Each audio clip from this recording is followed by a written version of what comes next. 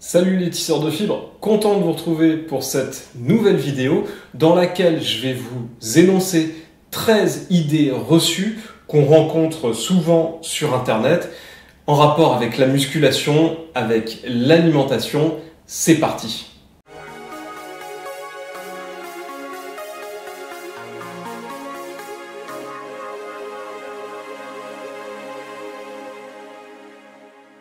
Dans la première partie, je vous parlerai des idées reçues en rapport avec la prise de muscle. Dans la seconde, la perte de gras. Et enfin, on parlera d'alimentation. Première idée reçue, la musculation ralentit la croissance. C'est faux dans la plupart des cas. On nous dit souvent, regardez les gymnastes, ils ont fait beaucoup de musculation au poids de corps et ils sont tout petits. Alors il faut savoir que ces personnes-là sont généralement programmées génétiquement pour être petites et c'est pour ça qu'ils ont été sélectionnés pour devenir de bons gymnastes parce que en gymnastique, on a un intérêt à être petit. C'est vrai qu'une musculation trop intensive peut créer des ruptures de cartilage de croissance lorsqu'elle est pratiquée à l'adolescence et dans ce cas-là, ralentir la croissance. Vous pouvez très bien faire de la musculation à l'adolescence, mais attention au niveau d'intensité. Si vous restez en dessous d'un certain niveau d'intensité, que vous n'êtes pas en surentraînement, que vous avez de l'énergie ailleurs dans la vie, que la musculation ne vous accapare pas toutes vos calories, alors à ce moment-là, il n'y a pas de souci. Faites attention à y aller progressivement sur les charges. Restez sur de la musculation au poids de corps essentiellement ou alors avec des petits haltères et sans compromettre votre croissance. Deuxième idée reçue, je l'aime bien celle-là, je l'entends depuis que je suis adolescent, marcher avec des poids aux chevilles et ou aux poignets rend plus fort. Alors non, certainement pas, ça va vous rendre peut-être plus endurant, c'est-à-dire que vous allez être capable de trimballer du poids sur des longues distances, un petit peu comme les militaires qui se font des marches avec des sacs de 15 kg sur les épaules. Mais en revanche, vous allez travailler uniquement vos fibres lentes, vos fibres de type 1. Donc vous allez rendre vos fibres de type 1 peut-être plus fortes et plus endurantes, mais celles-ci n'ont aucun rapport avec la force pure, celle qu'on travaille en musculation, qui nécessite un travail avec des charges lourdes sur des efforts courts et explosifs. Troisième idée reçue, seuls les exercices polyarticulaires stimulent la prise de masse. Effectivement, les exercices polyarticulaires stimulent la prise de muscle à un niveau global.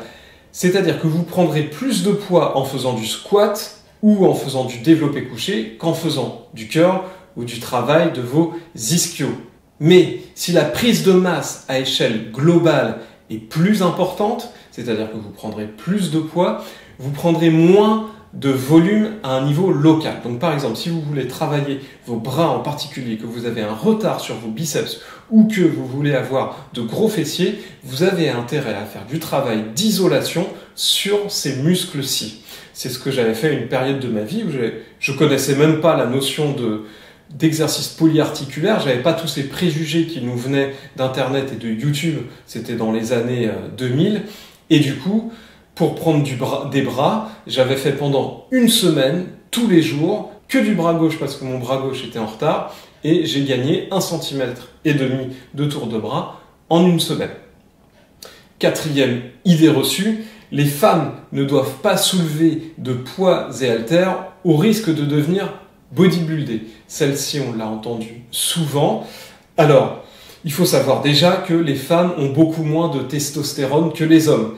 Déjà que les mecs galèrent à la muscu pour commencer à prendre 1 kg de muscle, alors je vous raconte pas pour les femmes. Alors on a en fait l'image des femmes bodybuildées qu'on voit aux compétitions de culturisme qui d'une part ont un avantage génétique pour la prise de masse et qui en plus prennent des hormones stéroïdiennes.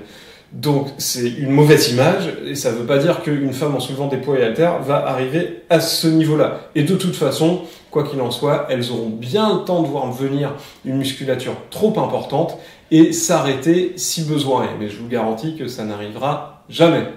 Cinquième point, la musculation raidit. Je vais vous dire pas plus qu'une autre activité sportive. Évidemment, si vous faites la musculation sur des micro-amplitudes, si vous faites des quarts de squat, des tiers de développé couché, vous n'allez pas habituer vos muscles à travailler en amplitude complète. Donc les fibres vont légèrement se raccourcir et oui, vous allez vous raidir. Mais si vous restez assis toute la journée ou allongé toute la journée, vous aurez le même effet, c'est-à-dire que les muscles ne vont pas avoir besoin de s'étirer ou de se raccourcir, donc vous allez vous raidir. Mais la musculation, si elle est bien faite sur des amplitudes complètes, que vous faites des squats complets, que vous cherchez l'amplitude sur vos pompes, sur vos tractions, etc., je vous garantis que vous n'allez pas vous raidir. Et si en plus vous rajoutez des étirements derrière, ce que je fais après chacune de mes séances de musculation pendant 5 minutes, pas nécessairement plus, je vous garantis que la musculation vous fera même gagner en souplesse. On passe à la perte de gras. Et le 6e point, la 6e idée reçue, la musculation doit être complétée impérativement par du travail cardio.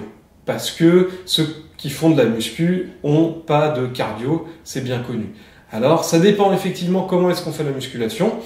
Si vous faites la musculation de manière très classique, c'est-à-dire avec des grands temps de pause, du travail très lourd sur peu de répétitions, il y a des chances effectivement pour que vous travailliez peu votre cardio. Mais vous travaillerez toujours plus qu'un sédentaire qui ne fait rien du tout. Pour faire une série de 3 squats à 150 kg, il faut quand même une certaine capacité cardiaque. Mais ce qui est mieux, c'est d'adapter ces séances de musculation au moins une fois de temps en temps. Par exemple, en vous entraînant en circuit training, c'est-à-dire en alternant un exercice puis un autre avant de reboucler sur ces mêmes exercices, en diminuant les temps de pause ou même en pratiquant des entraînements un peu croisés type CrossFit. 7e point que vous avez certainement entendu également, on commence à brûler du gras seulement au bout de 30 minutes de cardio. C'est faux. Prenons un exemple, vous ne mangez pas pendant 7 jours en restant allongé.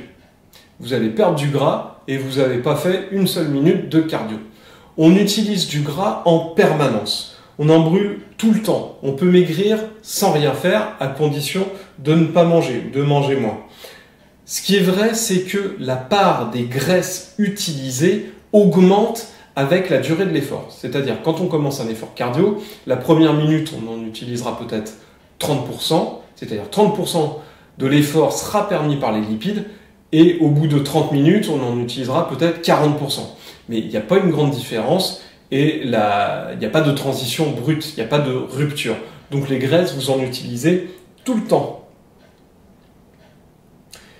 8e point, il faut faire des abdominaux pour perdre du ventre. Non, parce que la perte de gras n'est pas localisée. C'est pas parce que je travaille une partie de mon corps en particulier que cette zone va perdre prioritairement de ses ressources de gras.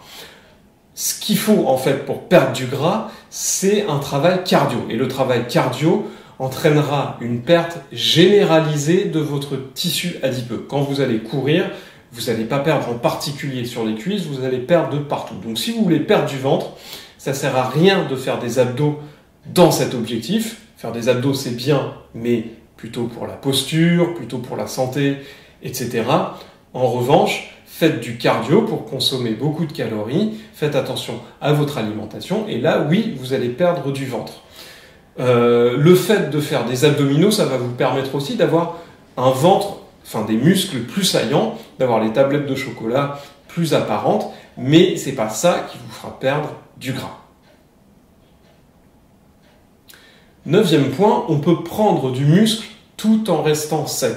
Alors c'est une idée qui tourne un petit peu sur Internet, on parle beaucoup de prise de masse sèche.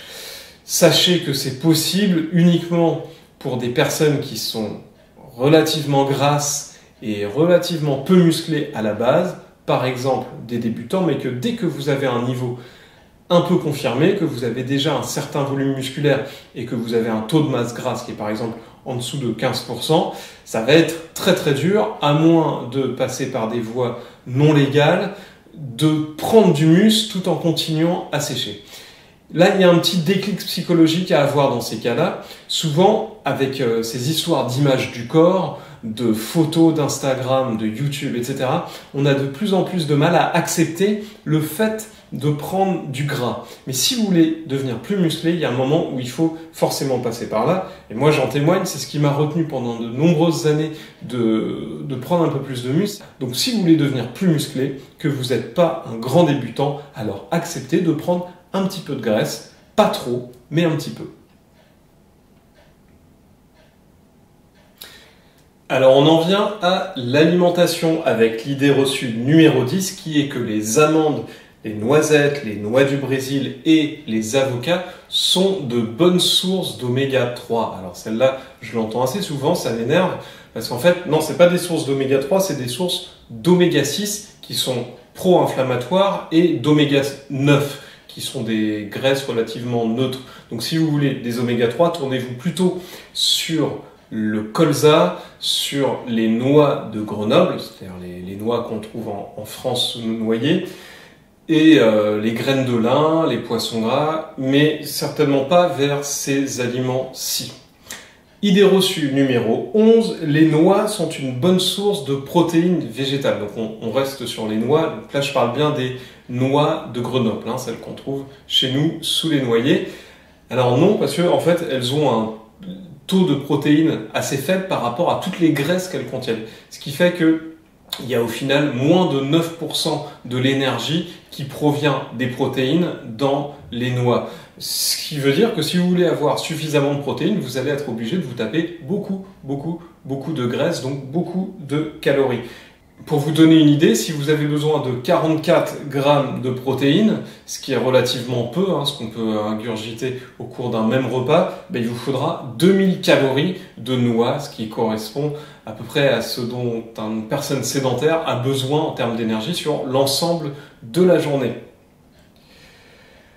Idée reçue numéro 12, les laits d'amande et de riz sont une alternative au lait de vache. Alors ça dépend, qu'est-ce qu'on entend par alternative? Est-ce qu'on cherche une alternative au goût, à quelque chose à mettre dans ses céréales du petit déjeuner? Là, éventuellement, oui, vous aurez un truc un peu sucré, d'une couleur blanche, ça pourra faire une bonne alternative. Mais si vous cherchez à remplacer les nutriments macro et micro contenus dans le lait de vache, ce sera certainement pas une bonne alternative parce qu'il y aura beaucoup trop de glucides et quasiment pas de protéines. Donc en fait, pour remplacer entre guillemets le lait de vache, il vaut mieux se tourner comme alternative végétale vers le lait de soja qui contient à peu près autant de protéines, sinon plus, à peu près autant de lipides, sinon moins, et qui sont d'ailleurs des lipides insaturés, et une certaine partie d'oméga 3 d'ailleurs, et très peu de glucides, donc contrairement au lait de vache.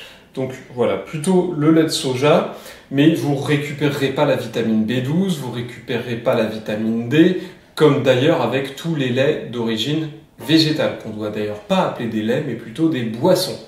Allez, 13e et dernière idée reçue pour aujourd'hui, on s'arrêtera là, ça nous portera peut-être chance. Les fruits secs sont plus riches en vitamines et en minéraux que les fruits frais. Alors là aussi, ça dépend de quoi on parle, mais en l'occurrence, pour ce qui nous intéresse, en termes de santé et de musculation, si vous prenez une figue fraîche et que vous la séchez, le fait de la sécher va certainement pas l'enrichir en vitamines. Au contraire, ça va plutôt l'appauvrir. La conservation également va l'appauvrir. Vous allez perdre quasiment l'essentiel de la vitamine C. Donc non, en fait, si on prend au kilo, effectivement, c'est un petit peu plus riche. Parce que le fait de sécher, de vider l'eau, ça va concentrer les micronutriments, mais ça va également concentrer les sucres et donc les calories. Donc en fait, si vous voulez avoir suffisamment de vitamines, vous allez être obligé de consommer davantage de calories en consommant des fruits secs qui, d'autre part, ne sont pas plus rassasiants, ils sont moins rassasiants que les fruits frais. Donc consommez des fruits frais le plus possible, mais n'oubliez pas que la meilleure source micronutritionnelle reste les légumes crus. Voilà les tisseurs de fil pour ces 13 idées reçues. J'espère que ça vous aura permis de tordre le cou à certaines d'entre elles, auxquelles vous croyez peut-être dur comme fer. N'oubliez pas de liker cette vidéo, de vous abonner, d'activer la cloche pour être notifié de mes prochaines mises en ligne. Si vous avez besoin d'un coaching personnalisé, que je vous suive sur le point de vue muscu et ou nutrition, je vous fais vos programmes, on échange régulièrement pour vous permettre d'accéder à vos objectifs au poids de corps ou avec du matériel, on est souple. Je suis diplômé en entraînement sportif, docteur en sciences du sport, de la motricité et du mouvement humain.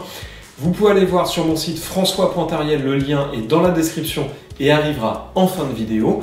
En attendant, je vous dis à la prochaine pour une nouvelle vidéo et comme d'habitude, restez libres. Ciao!